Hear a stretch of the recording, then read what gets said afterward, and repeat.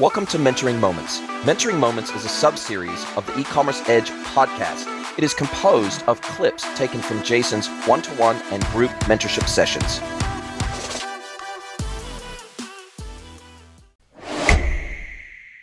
That it is absolutely your right and your responsibility to put up your hand and say, actually, we're not living up to our shipping promises. Actually, we're not living up to having enough product in stock. We're running out of stock too frequently, and people can't trust that when they shop on our website, they're actually going to be able to even buy the product that we say that we have. I think there's a lot of shiny object syndrome, but I see a lot of operational basic failures in businesses that if they fixed that first before piling on a whole bunch of new traffic or a whole bunch more business and sales, if they fix the operational inefficiencies first, and they optimize the customer experience first before they try to scale, then scaling becomes a hell of a lot easier. When you're paying to acquire a customer, they're becoming a lot more valuable to you long-term because you're creating such a good experience that they will absolutely come back to you again and again. And I realize that for you guys, because A, you've got a really super small SKU set, B, you would ideally like, because it's skincare, you would ideally like to get them onto a subscription service to where it just happens over and over again. A lot of this advice isn't necessarily going to apply to you. Now, for you guys, because you manufacture, how do you work with a 3PL for your logistics, or do you have an owned warehouse, or what's the operational back end of your business look like today? We have an owned warehouse. So we ship directly from our headquarters. Yep. And from a inventory availability perspective, you guys almost never run out or never run out, I'm guessing, because you got a really small SKU set. Yeah, this year we've had a lot of issues with components around the world. I think a lot of other industries have had the same issue where we would run out of stock and we weren't able to actually manufacture the product quick enough. But that was, I think, given a lot of the worldwide issues that are going on at the moment. But other than that, generally, we're pretty okay in terms of stock. We don't typically run out aside from this year's issues. Yep. Are you so what do you do from a customer service perspective? Do you have a customer service team, or how does that work? Yeah, so we have a customer service team who deal with both our salon side of the business and also the D2C side of things. So they would be the ones who are answering the phone, responding to emails, dealing with live chat with customers. They would handle that side of things. And do you, as the e-com manager, do you routinely, I'm guessing do you use Gorgeous, or I'm guessing you use a platform to manage all customer service? And do you see trends, and this is something that I encourage all businesses to do, do you see some trends in the types of requests that you're getting? Yes. Because usually in Gorgeous, like you have to select, like if it's a live chat, you have to select from one of 3 topics or 4 topics or something like that. So are we looking at trends to figure out whether it's product questions, whether it's shipping questions? Are we seeing any trends in the data that you're getting through customer service? Yeah, so we actually only launched Gorgeous this year. And because we only launched it this year, but we've been running the D2C side of things for about 4 or 5 years now, we had a lot of information that we could actually go off when we launched Gorgeous. So we already knew the common questions that people were already asking. So it meant mostly questions around things like loyalty programs and specific products that are a little bit more complicated, like it's just a scary product ingredient for some people. So we already knew that those were our common questions. So then using Gorgeous, we were able to automate those through workflows. So we launched Gorgeous, and within about space of a month, we already automated 93% of our questions that were coming in. So that our customer service team could spend time with the people who really needed a bit more help, because skincare can be a bit scary for some people, and they need to trust us with their skin. So we were able to spend more time with those people who maybe weren't so sure. Awesome. I think that we can potentially take that one step further if you haven't already and say, okay, we need to do a better job in the content journey on our website, the onboarding journey on our website, the Klaviyo flows on our website, so that maybe when in our 3 email onboarding flow series, we embed some videos of our top questions or top information about our products. Maybe record some videos, some YouTube videos that can be embedded in our site, can be embedded in our email flows, can also live on YouTube underneath our brand. I think that a lot of brands get wrapped up in the sales flows and the remarketing flows and the promotional flows in email, as opposed to the branding and educational flows. So I think that in order to make a brand sticky, you have to communicate your values. You have to communicate your ethics. You have to communicate how you're good for people and planet. You have to communicate your values as a business, right? And those are the things that make you sticky, because the reality is that there's very rarely any product in the market that is 100% unique, that there's no comparable product, there's no competing product, there's no equivalent product, that there's no complementary product. It's very rare that's the case. No matter how good you are, and no matter how unique your product formulations are, it's very rare that you live in a category of one, right? And so therefore your customers will have options. And so from a product perspective, and so what is going to make you sticky as a brand is the feeling that you create with your customers, is the emotional response that you generate in your customers, right?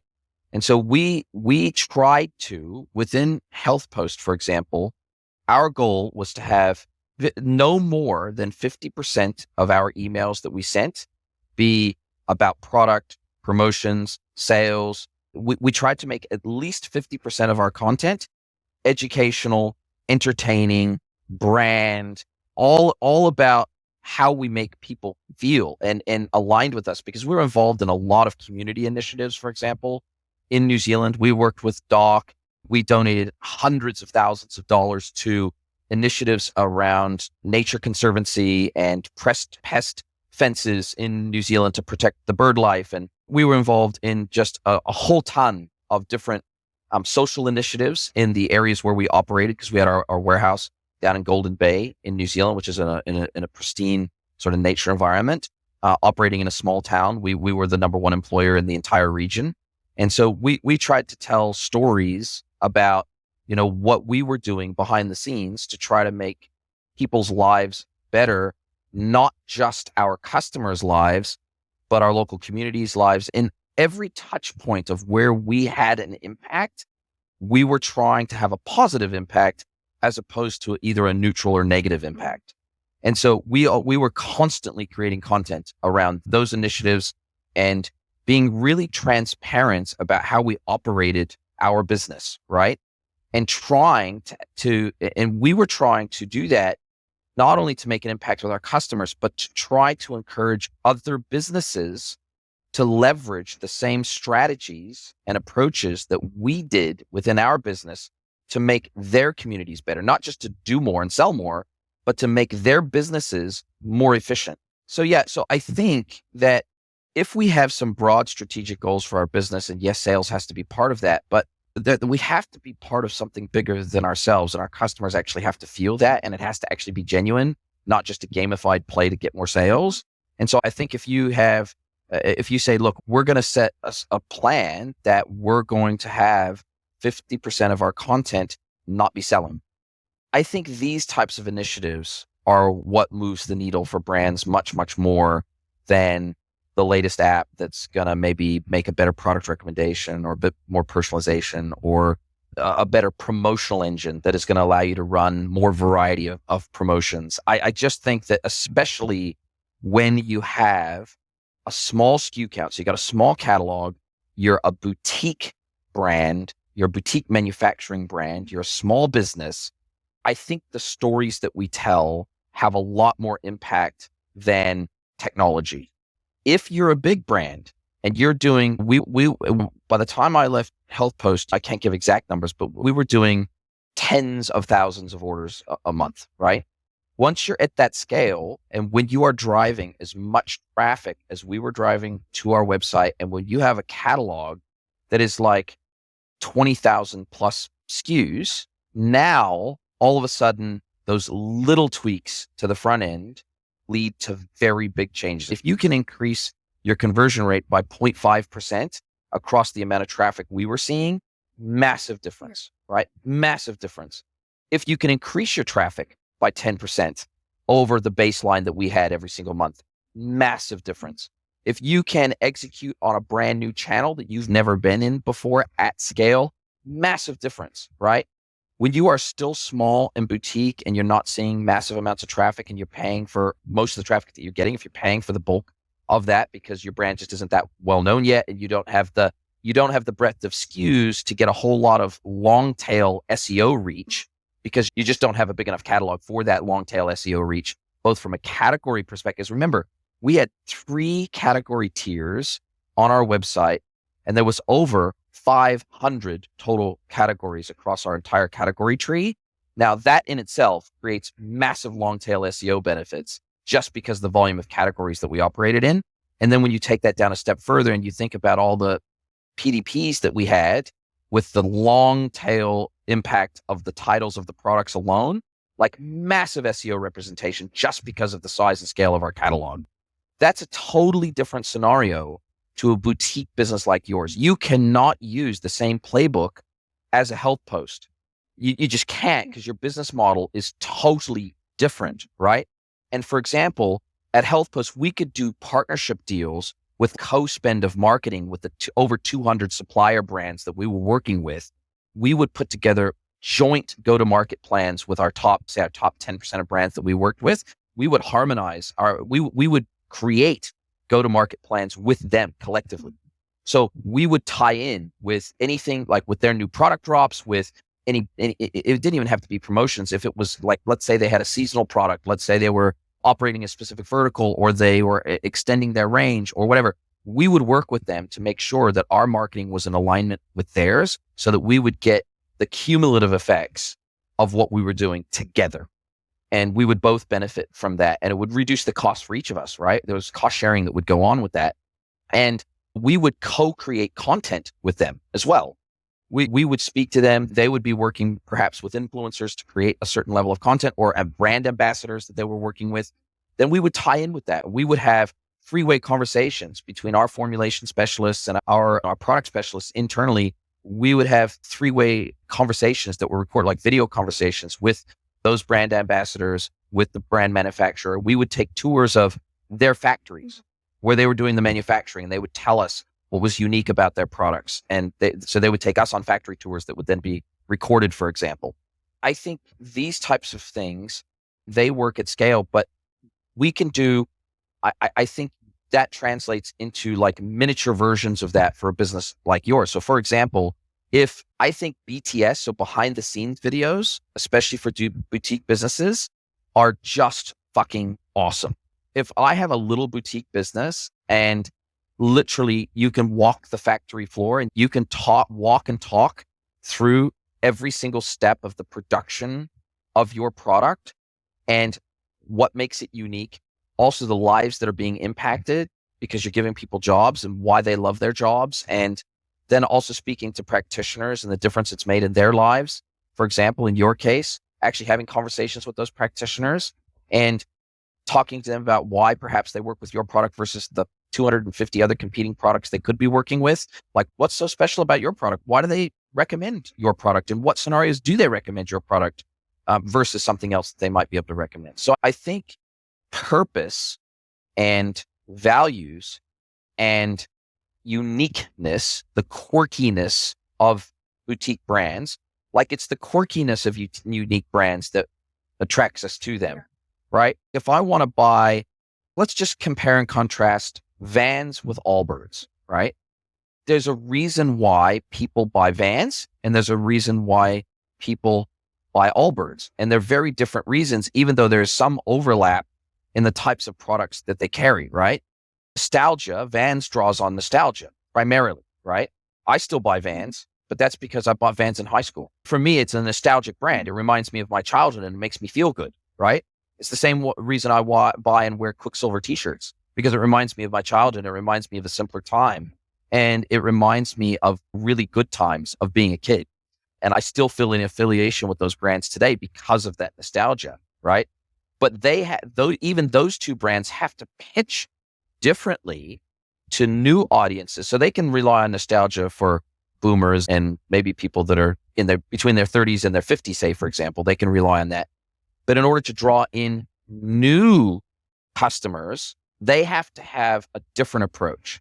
They have to be working with the cool young influencers of today in the X Games space, for example. The new surfers of today, the new skateboarders of today, the new streetwear, the new parkour people of today, for example, which parkour didn't even fucking exist when I was a teenager, right? Like, it wasn't a thing, right?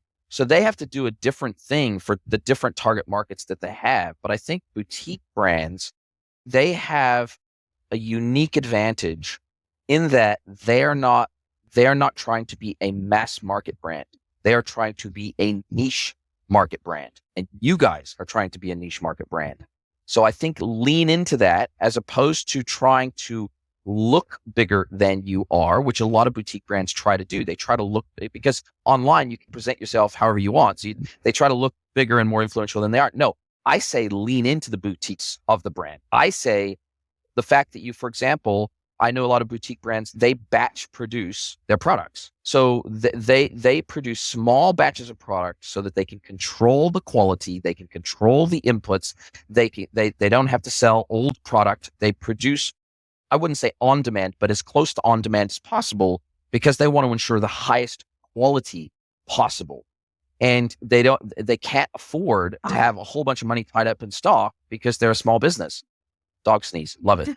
So I just think that, I know we're going down a bit of a rabbit hole here, but I would just encourage any boutique brand to take this approach, lean into your humanity, because the big brands, they got to do things like use AI at scale. They have to. They have no choice. There is no way that it's just too difficult to scale all of their operations, right, across 200 brands, say, for example, that they're carrying. And when you start getting into large catalogs and when you are operating across multiple categories, scaling all this type of stuff, like you have to automate that. You have to automate most of your business, because otherwise you will never be able to scale. You'll just fall over. You will be crushed by the operational weight of doing things at scale. Whereas a business like yours, you benefit from the fact that you are still small. You benefit from the fact that you are not doing massive volumes. You benefit from the fact that you can have these conversations with true experts in your field that tug at the heartstrings, that instead of create demand, they actually create desire. That's the difference, right? There's a subtle difference between those two things. We want to create desire for boutique brands. Like, demand is an amorphous, it's an unemotional thing. Desire is an emotion.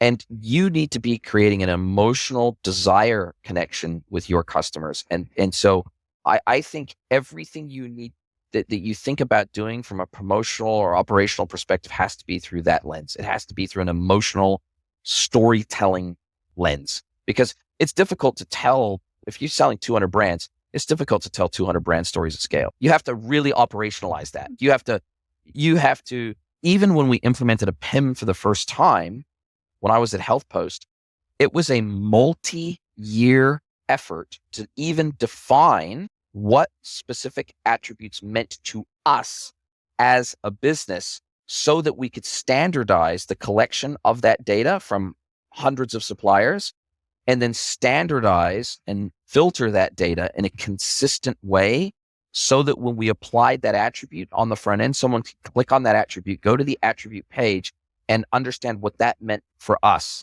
as the retailer. Because no artificial sweeteners, for example, what does that mean? Is stevia considered artificial or not? Is sucralose considered artificial or not? What is the source of that sweetener? Was it made in a lab, or did it come from a plant source, but then it was modified in a lab? Does that still count as no artificial sweeteners? These are the types of questions that you have to deal with at scale across potentially thousands of product attributes when you are a large brand. And even getting that data from a manufacturer who may not even know what that data is themselves, they've got to go away to their contract manufacturer. They got to collect the data. Then they got to get it to you. You got to standardize it. Then you got to get it loaded into your cataloging system. Then you have to display it on the front end in a meaningful way throughout the customer journey. That is a massive freaking process. And to do that across a catalog of potentially hundreds of thousands of products, massive process. For a brand like yours, you don't need to worry about that stuff. You need to worry about how can we operationalize the boutique elements of our business and become consistent with that. And how do you take those at the top on that journey with you? Because of course their focus is sales at all times. Let's sell this, let's show this product. But you bring them on that journey of, we are creating this content to add value. I think that it's dual purpose, right? It's not just to help your existing customers to feel more aligned with the brand and to be more educated and to be able to use the product better. And then because they use the product better, they like it more, then they recommend it to their friends more because they're getting more value out of the product. Like that's one piece. But this is also part of an acquisition strategy, right? This content isn't just going to live in an email flow. This content isn't just going to live on a PDP page.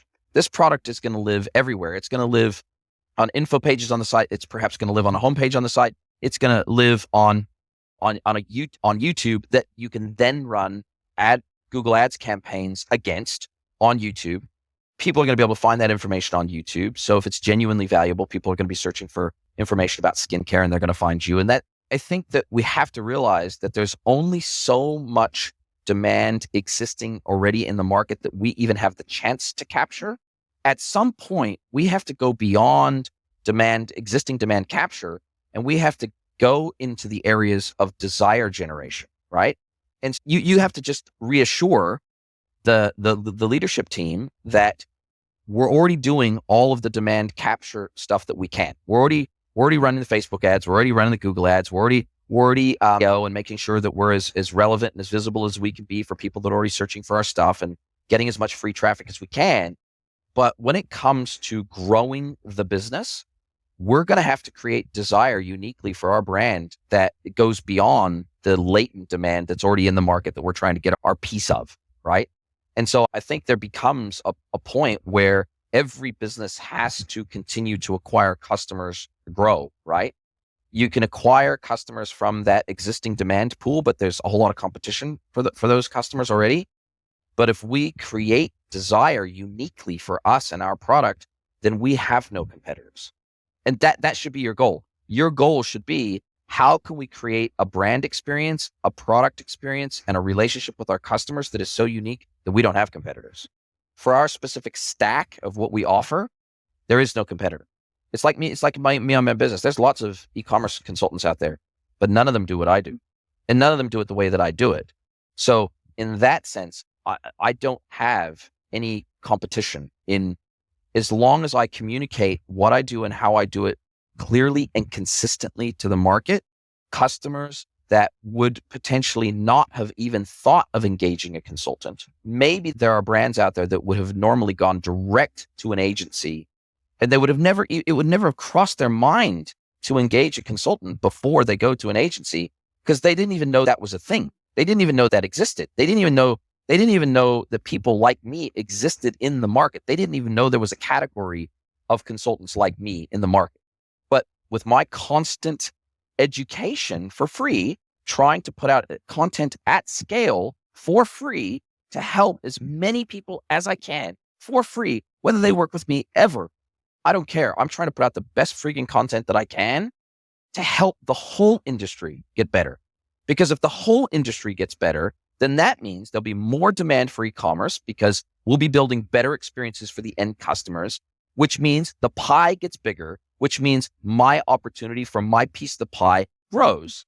It's a net benefit, like it's a virtuous cycle, right? And so you're trying to create a mini virtuous cycle inside your business. That's what you're trying to do.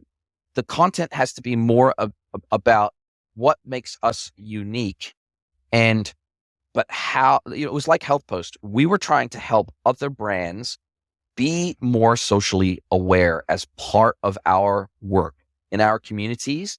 We were trying to help everybody get better, right? And some of those people that would get better would be, by definition, our competitors. But we weren't worried about that, because at the end of the day, we all have to live in the same world. We all have to go along to get along. We all have to work together at this. That no business, no person is an island. And I also think that collabs are severely overlooked. I think that collabs with complementary products and vendors and partners, I think that's seriously overlooked. I think that you can share costs, production costs. I think you can scale better to new audiences. You can cross-pollinate each other's audiences by partnering with people that are not direct competitors of yours, but have similar values to you. And so you have a similar story to go to market with. And you can even collaborate on packages and bundles. And I just think there's opportunities here and it also allows you to range extend, right? So if you do partnerships with complementary partners and vendors, you can put together kits that you would sell on your site and you would sell on their site, right? Why wouldn't you want to do that? Because it doesn't require you to make the product. Okay, sure. But you've already got a warehouse operation. So why wouldn't you start to range extend and you could do those product swaps on consignment to where it literally doesn't cost you anything, right? Until you actually sell the product and then you pay them their wholesale rate, they pay you your wholesale rate, you do a wholesale price for each other, but you combine and you make bundles and kits. We see these kind of collabs all the time. You see somebody like Vans do a collab with Icy or 7-Eleven, or you see these weird you look at Eddie Bauer, right? The famous design house, Eddie Bauer, and the partnership that they did. Nobody had heard of Eddie Bauer until they did their partnership with Ford.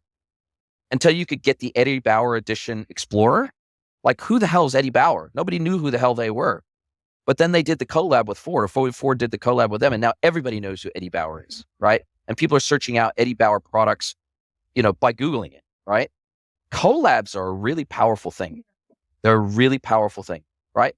And you look at Porsche, for example, Porsche Design.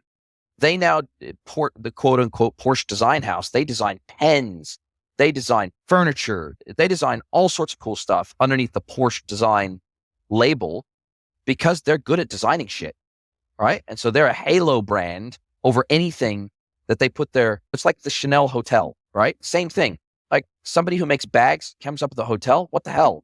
So I think it's these types of areas where you're starting to think really outside the box of where your halo should be and sit, and how you can steal a little bit of somebody else's halo and give a bit of your halo to somebody else. These types of collabs are powerful. Sure, tech is amazing. Don't get me wrong. And I'm a big tech advocate, but I think branding, marketing, desire, I think the emotions of human beings and the psychology, like buyer psychology, shopper psychology is much more powerful than tech still. Yeah. And it's really interesting actually what you said as well about how being a small brand, and I think being e-commerce, you're constantly listening to podcasts and reading articles, and it can be such an overwhelming, fast-moving industry to be in, and you're seeing all these amazing things that these big brands are doing. So of course, being a smaller brand, you want to replicate and learn from the big guys. So you can definitely lose sight of those really important aspects. So that's really helpful. Yeah, I think you just have to go all in on your strengths. Like the big guys' strengths are scale, right? Like it's scale of product, it's scale of category, it is scale of tech and the ability to impact, because the amount of data that they have, the impact of tech when you have that much data is so massive. Like it's massive leverage for them, right? And anything they can do to increase and improve their scalability has a massive impact on their bottom line in terms of efficiency, cost savings, profitability, all that stuff. So I think every business just has to go in all in on their strengths. And every stage of a business lifecycle has its strengths.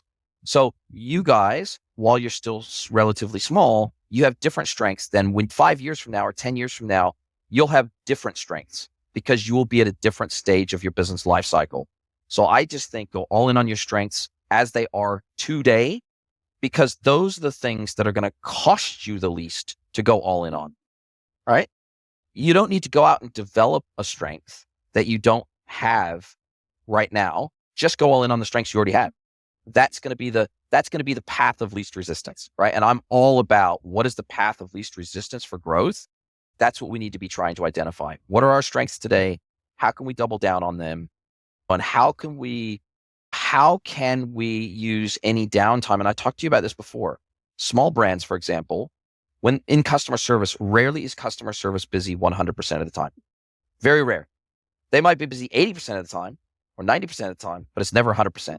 There's never 100% utilization in customer service. Never happens. I've never seen it. So people have little bits of downtime where they go and they get a cup of tea, or they sit around checking their personal email. They're on their phones. They're doing whatever they're doing. They're waiting for the next live chat to come in. They're waiting for the next email, the next phone call. They're waiting to hear some feedback from a courier of where a product is so they can go back to the customer. There's always downtime. I think that structuring that downtime in such a way to where you're being proactive in terms of outreach to existing customers or customers that have lapsed and stopped buying and haven't bought from you in a month or 2 months or 3 months or 6 months, or talking to the customers that buy from you routinely and have done for 5 years or 2 years or 1 year, having those outbound conversations and just picking up at the phone and calling them and saying, thank you so much for your business. We really appreciate it. And we just wanted to let you know we appreciate it in a personal way by picking up the phone and calling you. And we know that a lot of brands don't do this, but we genuinely care. And it matters to us that we don't automate this. Sure, we could send an automated email as a thank you. We could segment out our top 10% of our customers by purchase frequency and longevity, and then we could send an automated email, but we don't want to do that. You guys really matter to us. And so we wanted to just call you and thank you personally and maybe ask you a couple questions about like how you even found out about our brand in the first place. How have you found our products? Is there anything we could do to tweak the products to make them even better for you? Is there any products we don't make yet that you would love us to make because you already love our existing products? Is there anything out there in the market that you buy from another brand that you think we could do better? And we would just love your feedback because we super, super appreciate your business. And we want to be guided. We want our future to be guided by our customers. Yeah, and I suppose as well, while we're small, now is the time to start those habits and to start utilizing that. 100%. Because at the end of the day, just think of the brand stickiness that creates. When was the last time you got called by a brand just to tell you thank you? Never. Have you ever been called by a brand? I've never been called by a brand. So think of the impact. So when we think about initiatives, try to think of it through the lens of, is anybody else doing this? And if the answer is largely no, then maybe we should be doing this.